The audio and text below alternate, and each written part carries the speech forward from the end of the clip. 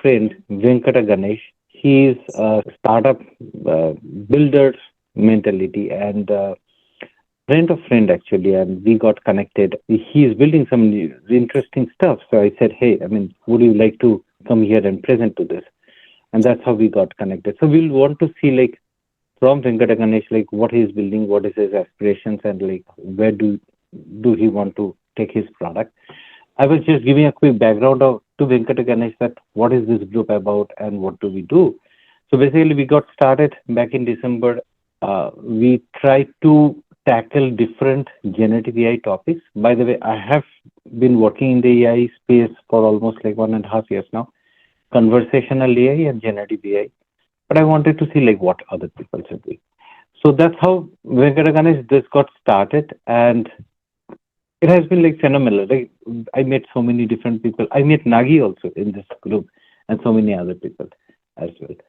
So all these recordings, typically I store it in the YouTube channel called Curious Circuit. So this is the QR code for this.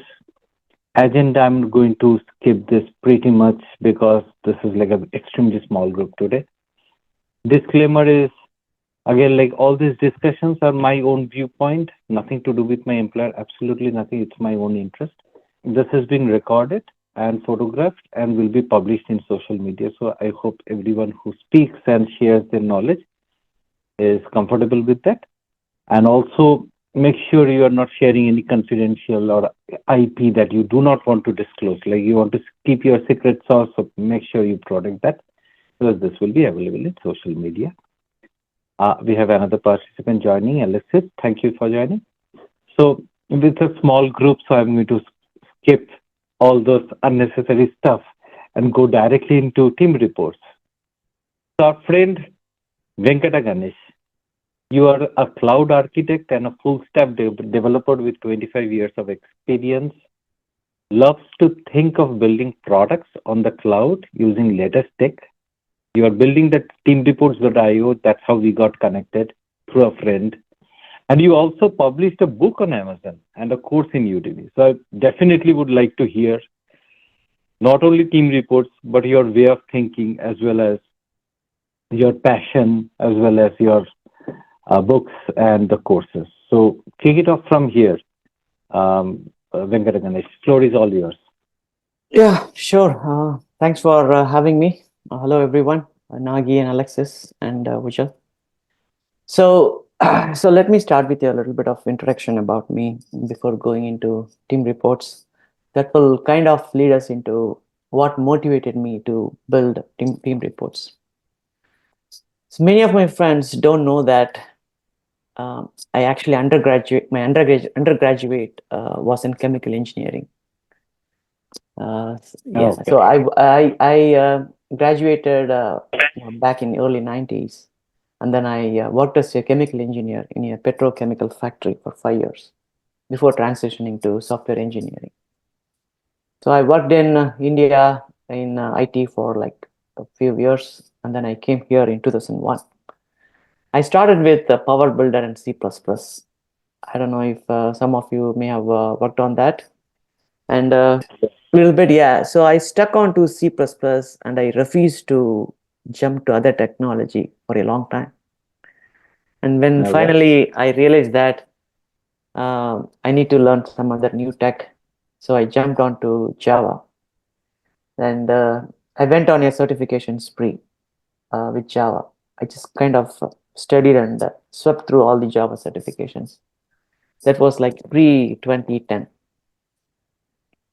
I worked in Geico Mm-hmm. for a long time, 3 years or 4 years. I learned a lot there. We built a consumer-facing website and insurance pricing and everything. It was a very rich experience. So at that time, I also had some interest in trying out some management stuff. So I said, why not? Let's do a MBA degree.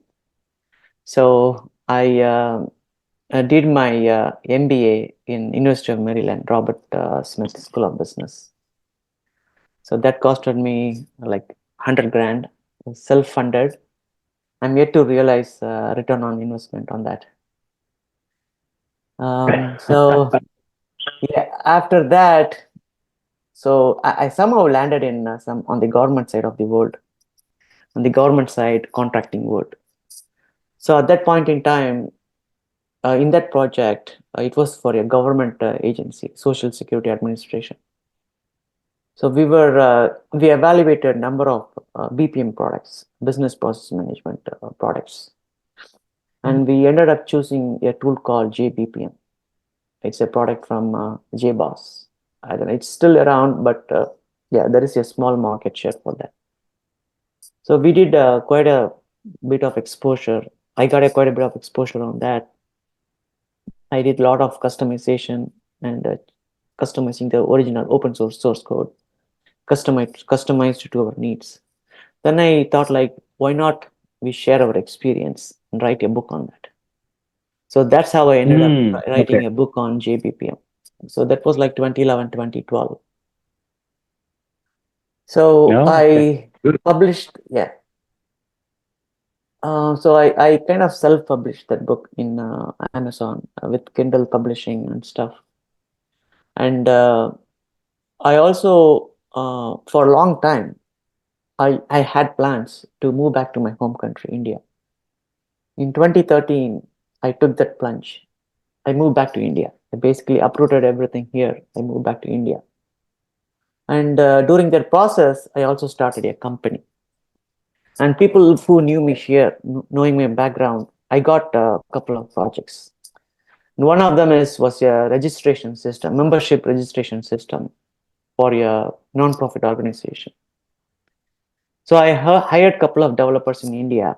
I built that system from India, and so that actually was hosted in AWS. Imagine that was like 2012, 2013. So we hosted this in Very early. AWS very early, but Very early for AWS deployment. Yep. yeah. So we did that in Very few 2013, companies have it. and Right. yeah. So unfortunately, on the personal side, our relocation to India did not work well for the family. We lasted for Mhm. 4 months and we came back. So I joined back. I came to the same place and I joined the same project where I was working. I started doing the same thing.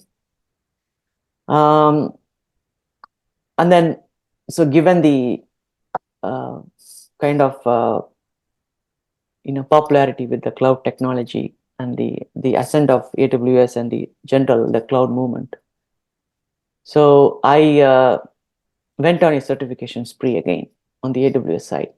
I just swept through like 5, 6 certifications, and I moved to a DevOps role. So I did a DevOps role for like 1 year. Um, and during that time, I got a good exposure on writing APIs with serverless technology. So then I thought, okay, so still it's early in the game. It's 2017 or 2016. Why not we publish a course on that in Udemy? So the online learning platform was getting popular at that time. That was the time a cloud guru was uh, getting very popular, and they were a big hit at the time. A cloud guru. They are later they got bought by a different company. I think Pluralsight or somebody. So I learned a lot from that community, and then I published a course in Udemy on my own on the serverless technology. So after that, Great. so I kind of hit a point where I said, like, okay, so we are learning so many things. Why not we apply that learning and build something, right? Certifications are good, but they help you in building some theoretical knowledge. But at work, you don't get to apply all those learnings and the latest tech. You are constrained by what your enterprises or the clients uh, can afford, or what they would like to have. So I said, let's build a product using modern tech, right? So I started kind of dabbling around, uh, just trying out different things. And at that time, that was the kind of the origination for Team Reports. I was like in consulting world all throughout my career, most of my career. And one thing, if you think about it, when you are a consultant, even if you are an individual or as a company, there is a business or an entity hiring you to deliver something, right? You are executing a project or you're building a product. There is some deliverable associated with it, right? There is a product, and you start from point zero and you get to point 100. So during this entire journey, who is paying for you? They want to know what's happening with that process, with the journey of yours. So you need to keep some transparency and you need to share information with the sponsor of the project, right? Whoever is paying you, you want to keep them visible. So that's why if you look at all the consulting companies, they emphasize something like a reporting process, a periodical reporting process where they share information with the stakeholders, right? So for long, when I was part of different consulting companies, I was asked to create this kind of reports. So when I say reports, there will be a Word document in a certain format, and I have to fill out the document and email to them on a weekly basis. And I found that very painful, very manual. And I was like, oh man, I don't really like to do that. I don't want to just go into open a Word document. So think about this. I don't like opening the Word document anymore. I just want to go on the browser and do something. I don't like anything outside of your browser client, basically. So I just like to go to the browser client and do what I want to do.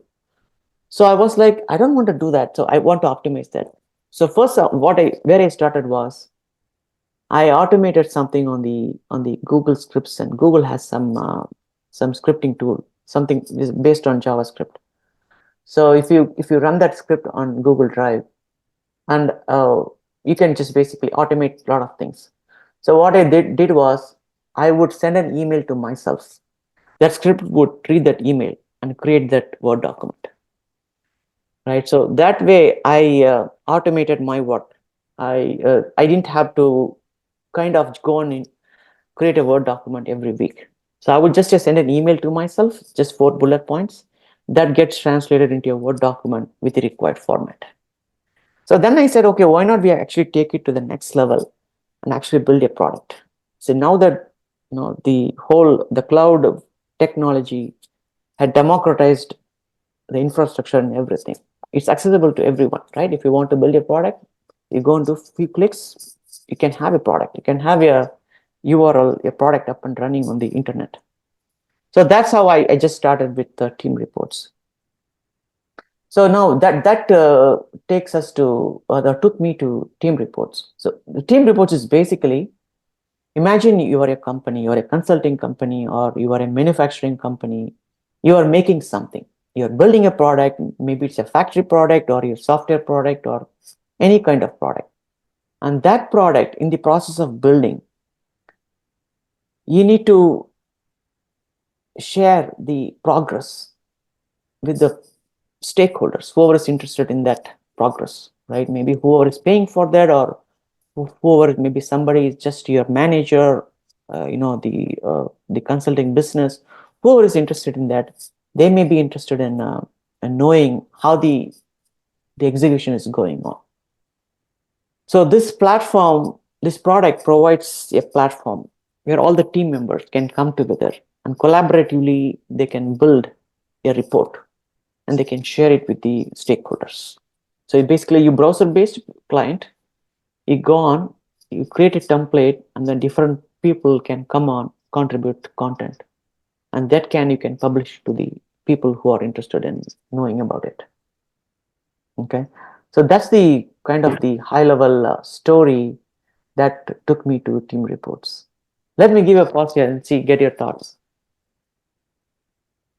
So my question is like, while you were telling, right, and even before also, I was thinking, Venkataganesh, that Jira, everyone uses Jira for work as well as estimates and all those things. Where does Team Report fit in, or do we don't have any products in the market right now? Definitely, you have found some gap, right? Yeah, yeah, So uh, is it like complementing with Jira or supplementing Jira or tools of yeah, that sort? I'm not an expert in that domain, but anyway, my question, you got my question, yeah, right? yeah. Understood. So where So, is the gap? What is the right, gap that you're filling? right. So, if we think about this, what I am doing can be done to a certain degree with documents in Google Drive. You can create a Uh-huh. document in Google Drive. You can use Microsoft Word. You can build a fancy document, and you can have multiple people can come and collaborate, and then you can share the link to whoever you want to do it. Okay, so you can do that. It is like you are trying to fit in something where it is not by nature meant to do that, right? Okay. So We'd love similar, to see more, like when right, you right, show right, or tell, show and tell, maybe we'll get to understand more. But right. to me, when you say collaboratively build team report, Mhm. the moment I hear team report, to me it sounds like okay, uh, a way to track how much progress has been made with collaborative inputs from the complete team, and then the management gets to see something like that. And then what I see in real world, or in our world, in my world, is like everyone tries to do the tracking in Jira. Maybe like it's not the complete solution. I do not know. So, and once you do that show and tell, we'll get to Yeah, know yeah, more. yeah, That's definitely, what is going in my mind. So, yeah, let's see. understood, understood. So Yeah, one more thing, guys. I understand Jira is widely used, Ujjwal and Venkatesh. But the point is that you do have other products. I'm sure you've looked at the marketplace, right? You've got BI tools, you've got other reporting engines that allows you to do pretty much what you're saying. yeah, yeah. And also, organizations have predefined templates. I'm assuming you can create all those templates in your product. So similar to what Ujjal was saying, I mean, to me, it looks like there are number of products in the marketplace. Yeah, So yeah, give us a view as to what makes unique. your USP and what you have Yeah. picked out of the market. Understand. Yeah. Okay, all right. So yeah. So well, so let's kind of take a step back. So Yeah. Jira is a defect tracking tool, right? So what you do is you create a task and you assign it to folks, and then there are it goes through a workflow, right? Analysis, Hmm. test, so on. It does not tell the entire story. You track the project at a task assignment level, right? You just create your Hmm. features, epic feature stories, user stories, and tasks. So that's how Jira works, right? So where there could be an overlap with team reports is Confluence. Probably Okay. Confluence is a collaboration tool where you can publish a template and can have people come and provide their content on there.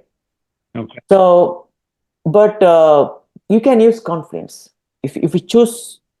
If you could you can make an argument that, hey, I can use Confluence to do the same thing, or I can use Google Drive to do the same thing. Yes, you definitely have a point. So, but so Team Reports provides a lot of things, and it is just custom made for this kind of use cases. I will show you the demo when Okay. you realize, what's Yeah. the kind of the differentiator here. Yeah. Yeah, Absolutely. Hmm. yeah. So Okay. that's yeah. I Any other think that questions? is the only question that I had in my mind. So please go ahead. Yeah. So cool. So let me share a few things, and so that can take us to that demo. Can I share my screen? Yeah, you should be. You should be able to. Mhm. Looks different. 44. So while you do that, I know Mhm. like we had a very high level discussion with you on the AI component part of it. And Yes. because this meetup group is like, Mhm. biased or focused towards AI, and you also had some roadmaps in terms Yes. of like building AI components of it. So Right. if you can touch upon that area, that okay, this is a tool. Now, what is your roadmap of automating it and making it AI enabled? I know like you are Understood. already working towards it, but Right. yeah, if you can touch upon that one, so that Yeah, will yeah. cater to the audience over here, which is biased towards it, listening Absolutely. on AI. So let's Yeah, in order for us to see how where AI, Gen AI or conversation AI could fit in. So let's look at the current state, and that will actually help us in understanding where Gen AI could help. perfect. Okay. So you see my So screen? take your flow in a way you want. I just wanted to give you a reminder. Understood. So go Understood. ahead. Yeah, I can see your screen. Okay. Cool. So basically, team reports. The purpose of team reports is to enable communication. Okay. To oops. All right. As I said, this is a no code platform, and you can come and build reports and provide content in a collaborative manner, and you can share the content, the reports with the stakeholders. So the way you do this, you have dynamic form builder, right? You can just have a drag and drop interface where you can fluently build a user interface, and then you can publish that as your report. And then you can have that report, the template that you have built to go through your workflow process. There are a number of workflow options available, and you can have that template to go through your workflow. Okay. And then once you have the template and that has been set off on your course of path, people can come and collaborate on it, right? And once you have the number of content, we got a very powerful search engine that will help you to Mhm. search and kind of target the specific report that you are looking for. I will show you what I'm talking about in a little bit. Right. Team reports, you can it's a SaaS product, so you can actually go online and you can go ahead and buy the subscription. You can buy a certain number of seats, and depending on different there are different pricing plans, different tiers, and you can buy certain number of seats. And when you come on board, go through the self onboarding process, you will get an URL. So you will have, and you get to choose a domain name, the subdomain name, but it will in the end, it will have a teamreports.io in front of your subdomain. um, Mm-hmm. so I have onboarded, just for the demo purposes, I have onboarded a company called Blaze, um, Right. and blaze.teamreports.io is the URL, right? So let's say if I go in here.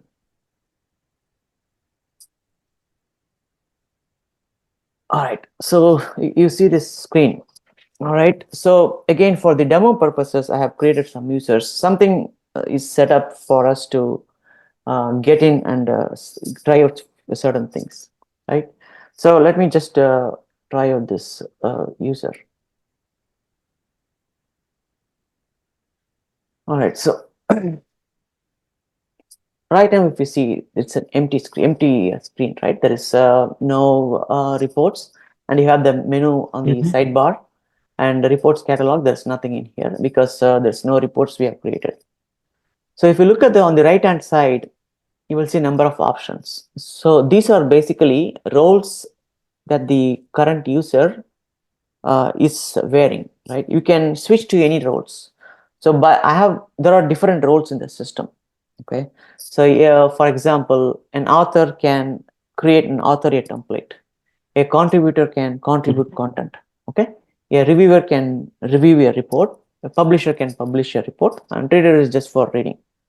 Just for in a Mm-hmm. typical real world scenario, there will be different users having each of this role. Just for the simplicity's sake, I've given all the roles to the same user.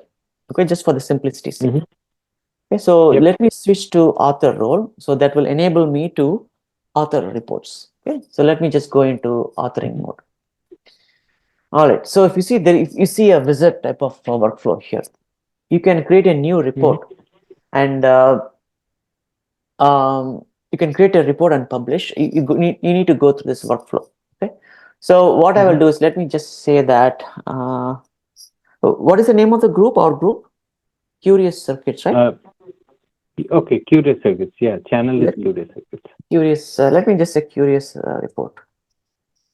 Okay. Okay, so here is report demo. So you can give whatever comment you have. And then, there is meaning and there is purpose for each and every field. So ad hoc is basically you can create uh, on demand. So recurring is you need to provide content on a recurring basis. There is a temporal dimension attached to it. Okay, let's just say ad hoc. And shared report is basically, there is one instance of the report where multiple people can come and collaborate. Okay, let's just choose this one for this will help the demonstration. Now, you can actually build from scratch to drag and drop, or you can clone an existing report, or you can use a starter template. I'll just show you a starter template then, but we'll go ahead with the build from scratch mode. Okay, so if we look at the starter template, there are different categories we can have.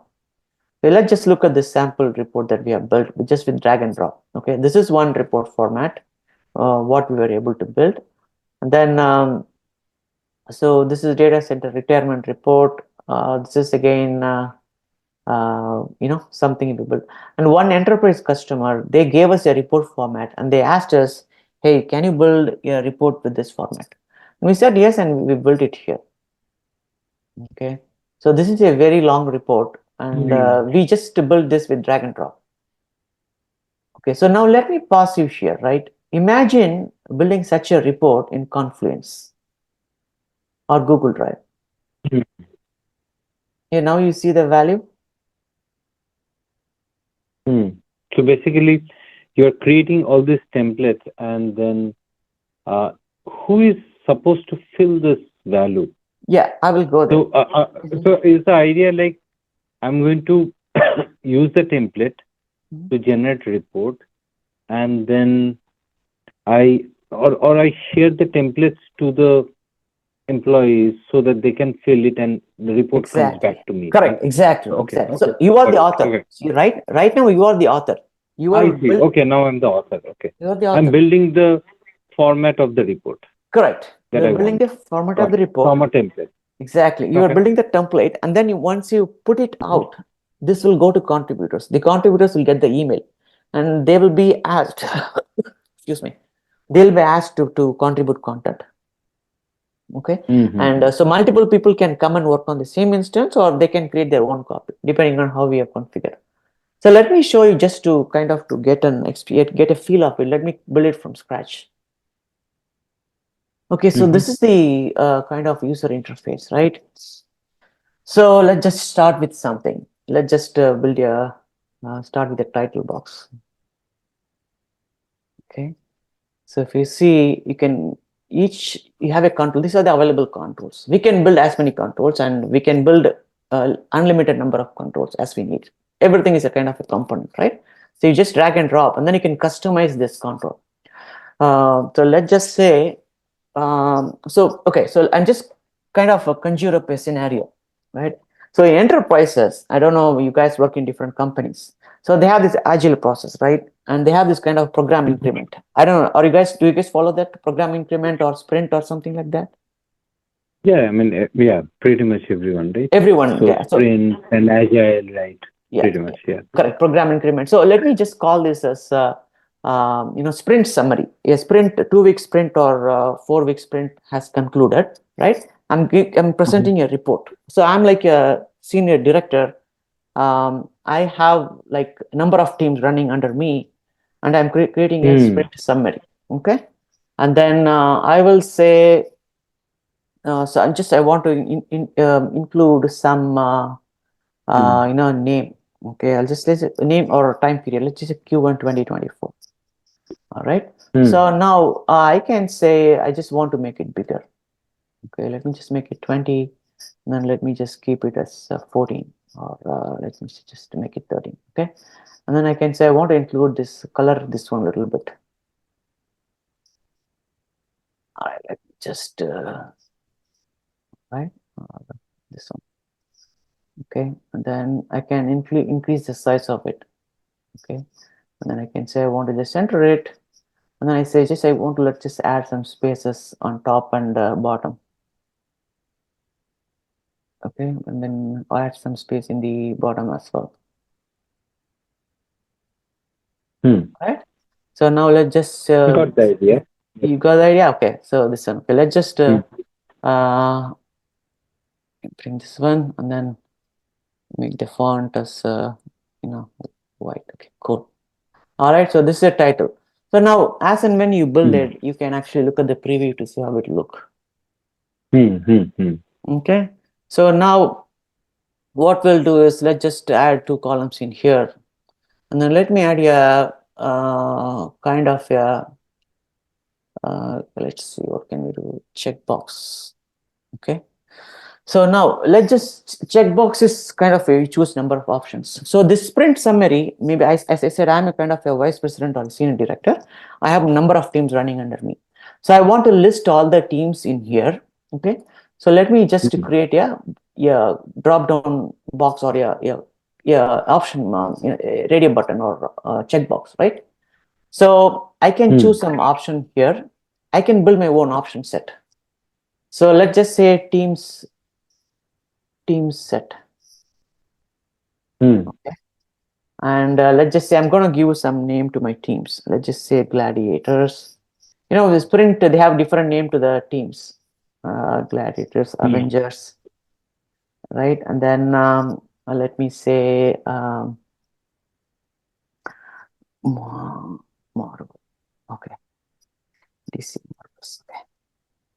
Okay. All right. So let me just say this one. All right. So if you see this, and then I can say that for this option box, I want this team set. So this appears in here.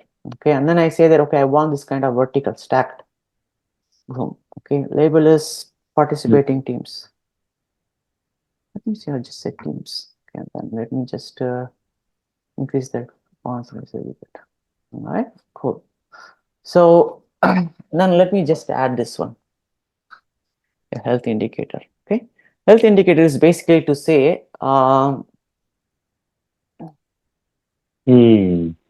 exit mode.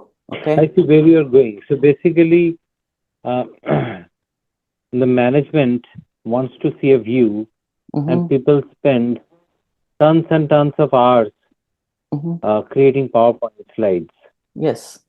Yeah, to kind of like create a report that is understood by management, and with all this kind of like features like health indicator and etc., you are creating a standard across the board. Yeah. So now you're going to publish this template, and teams are going to start using it. Exactly. And then follow this. They have to follow this pattern. Yeah, exactly. They will fill it out. Okay. Okay. So let me add a couple of controls then before we move on to the next section, right? So what I will do is let me add one, rich sheriff box. Okay. And then I will say that let me just add the control size, and I will just say accomplishments. Okay. So let me just close this, and then you can copy paste the control. Just copy this and then paste it. Oops. Right. Okay. You can copy and paste it simply, just like a text. Take it, just simply copy and paste. Okay, I delete this one. So I want to show you one more very advanced control, specifically in enterprise asked. The enterprise said, hey guys, can you create a table and be able to define the controls in each table cell. So we build this one. Okay, so let me just quickly do this one. So I want each team to be able to give their own output. So and I will just say drop down. Okay, and I will just say same team. Okay, and then I will say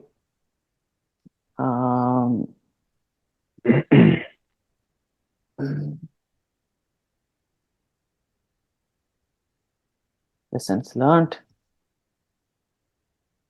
rich box. Okay, so if you see,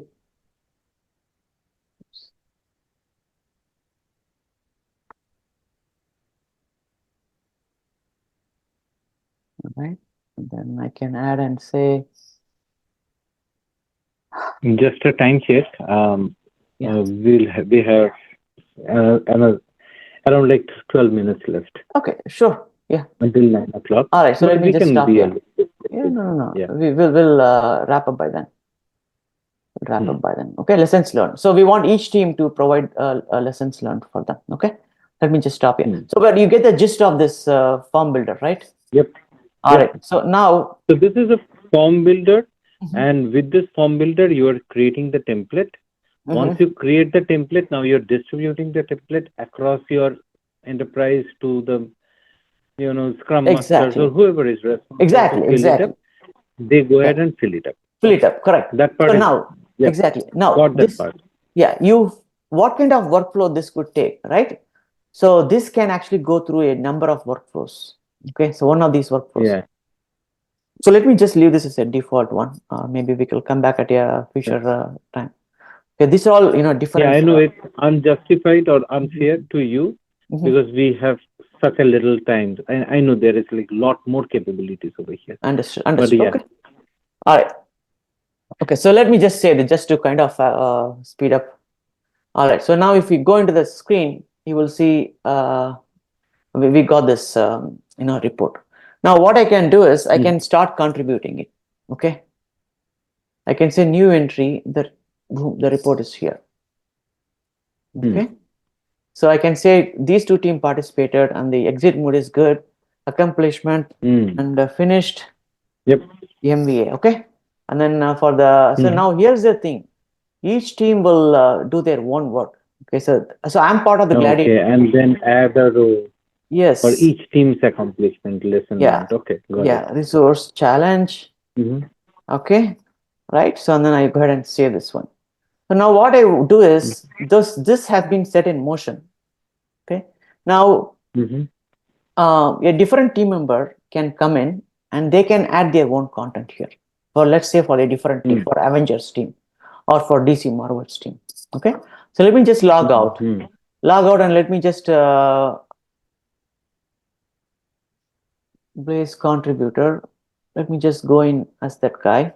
Okay. And I take up this contributor role and I say edit entry, search. I will get this report. All right. See, I got the same content. So now I can add another row and I can say Avengers time constraint. All right. Save. Okay. So I'll just stop here, guys. So I just don't want to drag this further. But this is how it works. So now I can take it through the workflow. Different teams can come and provide content, and you can actually take it through different steps and you can publish it. And so once you publish it, this will appear in the live section. And this will be for stakeholders when they come and log in and see, they'll be able to look at the report. Is there a sample report that we can see? Just for so let's just quickly finish it up. Submit of review. Okay. Okay, and then we can add comments, upload the attachments. Okay, so now let me just go here. Let me just, oops. Oh, you're going back to the author mode. Yeah, other because this guy doesn't have role. Yeah, correct. So one thing you will notice is the speed of the response time. Do you see how fast it is? So I was going to talk about it. Save, review, submit for publish. Yeah, maybe like we have to do a, if you're comfortable, I'm definitely interested to see or understand, like, open up the hood and go a little bit deep inside from an architecture standpoint, from a security standpoint, from a standpoint. Okay. At some point of time. Maybe another session. Sure. Down the way. Yeah. But now, while you do that, right? So I'm just thinking, while I'm looking at it. So we have been doing this kind of work for over years, and then these kind of tools, specialist tool for specialist purpose, is great, right? It solves a problem. But tell me one thing. You said enterprise requested. So are there any current customers for this product? So we are working closely with a couple of huge enterprises. They have expressed a strong interest in this. Okay. And so you have like a pipeline of customers that are showing interest. That's good. So if you can touch, I know like you have a variety of skill set, including like from architecture to security to infrastructure, etc. Right. if you can touch your thought process Mhm. of how can you introduce machine learning and analytics here, exactly the Right. roadmap, right? So Great, great. that is very interesting area, because if I go and Mhm. dump Jira, download the whole Jira story or an epic and put it into generative AI chat GPT, it can and ask it to generate a report, it will generate a report. So if I Exactly. feed in the data Mhm. nowadays to chat GPT, it will Mhm. generate a report exactly the way I want. Right, right. So what do you think is the future Mhm. where your tool versus a generative AI landscape or an analytics landscape will meet Mhm. and kind of Mhm. like merge together Yeah, yeah, and yeah. Yeah, sure. do something even more interesting? Right, right. So, well, that's a good question. So now, so AI, there's a huge adoption and huge adoption and interest on the AI and specifically on the generative AI. So where I see this can help team reports is, remember I showed you all the drag and drop. That is Hmm. easy, but still it takes time. Okay. So Hmm. Yeah, what if I can have this report built with a single command? Okay. So like a let's say prompt. from a single prompt. Yes. So let's Hmm. say, Okay. and additionally, what if I can give this prompt from the uh, in enterprise instant messaging, such as Slack or Teams? Imagine I have a channel in Teams or Slack. Okay. And just simply go and see, build me a report for sprint summary, build me a report for yada yada yada situation. Hmm. And the next moment you go to this app, you should have a report built out for you. Yeah, but you still need to define those templates and all. Those You are don't have painstaking to. work. You don't have to. You're just giving Okay. the prompt. So we are Yeah, enabling. Okay. but the prompt would require some templates. Otherwise, how can it generate? It needs, as Correct. Vital said, you need to Right, have a library of templates, and then you can always do one command and generate it. right. So I'm talking about the target state. So you're talking about how to build it. I'm talking about what's the Hmm. end state. I'm a end user. Okay. Yeah. I'm working at say I'm a Pepsi company, right? So I want to build a report. So I simply go to the Teams channel and I say and I give a prompt. Hey, team reports, build me a report for PA planning, right? And Right. now So I think. Mhm. No, no, go ahead. Complete your thought. this prompt goes to team reports backend, okay? And team Hmm. reports backend, our agents, AI agents, they have a knowledge for this scenario. These are the common reports available, okay? And it Hmm. will, by default, it will generate a report. It come up with a report template. You go to the app, you will have the template available, and it can additionally it can provide you additional options to switch to a different template, and which you So can use. basically, if I hmm. No, no, sorry. I have so many questions that that's why I end up stopping you. But go ahead, complete your thought. No, no, I mean that's fine. Just go ahead and ask. Yeah. Okay. So basically, the way I'm looking at it, in the current state, you have three people. I mean, like you have like bunch of roles, right? So you had an Mhm, author, you had a contributor, mhm, and you had a consumer. I'm pretty sure, like someone who is consuming the report, right? mhm, mhm. The end consumer, so maybe like the top management. So you Right. have an author who's creating template. You have a Mhm, contributor who is filling in the template, and then who you have a consumer who is consuming the report, right? And then taking a decision, right? Whatever it is. mhm, So now taking that same analogy and the way you're thinking is, look, okay, I can go to Slack and say, build me a report. So basically, mhm, you're talking about the consumer in that case, mhm, who is the management who is going to take a decision based on the report. mhm, mhm, So mhm. that is the prompt that they give, and it can still work even if the contributor and the author continues the work today as is. I can still have a consumer on the left hand side who gives a prompt. It can be a simple integration to your system to pull the data out and download the template. Mhm, mhm, What I was trying to think through is, mhm, how can the contributor mhm, who is painstakingly filling it that form, or mhm, how the author who is painstakingly creating that template can there be some AI analytics or machine learning that can be introduced, like a generative AI? For example, this is what I'm thinking, and I might be completely wrong, right? But anyway, all the developers are storing all the data or updating the Jira tickets, etc. Like, I mean, not only for defects, right? For user stories, etc., epics. They're already storing all this information back into Jira. Mhm. So if I can get a dump of Jira, Mhm. feed it into some generative AI capability, Mhm.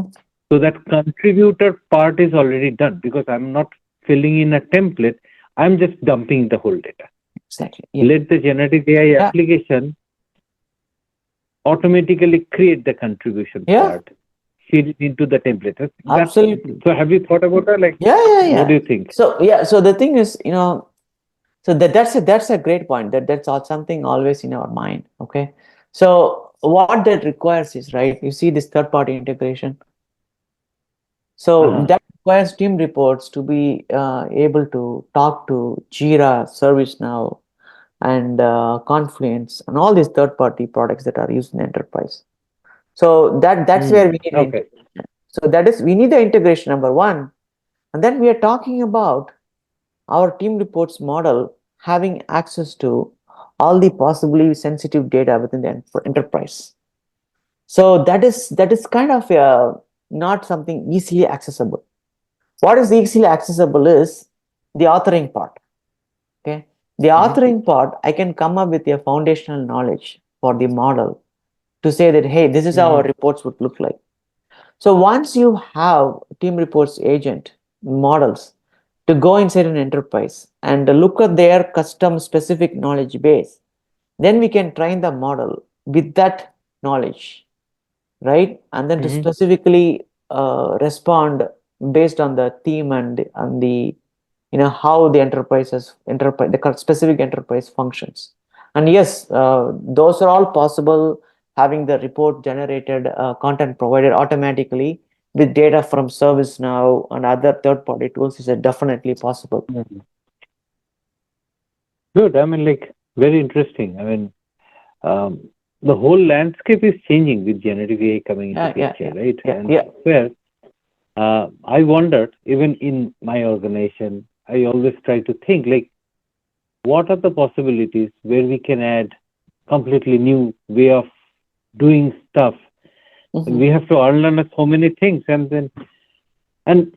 the moment we say, okay, let's put analytics and generative AI specifically, we think everything is magic. But then once we go to production, we say, okay, oh my God, there are so much of problems. For example, who is going to validate the report that is generated is good or bad? Because Yeah.